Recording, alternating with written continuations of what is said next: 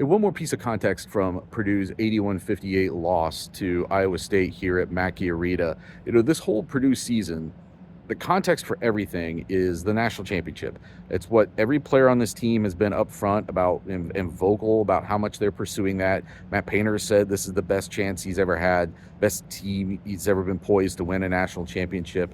And part of that is setting yourself up for the best path. In Purdue's case, that is getting the number one overall seed, or at least getting the number one seed in the Midwest, because that'll take you from St. Louis to Chicago and then potentially on to Indianapolis if you win those first four games.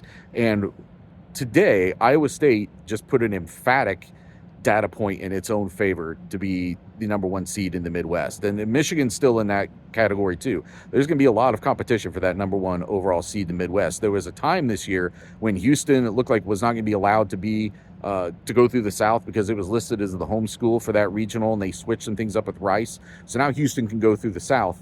But you've got now it's really building like the queue of teams that are going to be in contention potentially for that number one seed in the Midwest.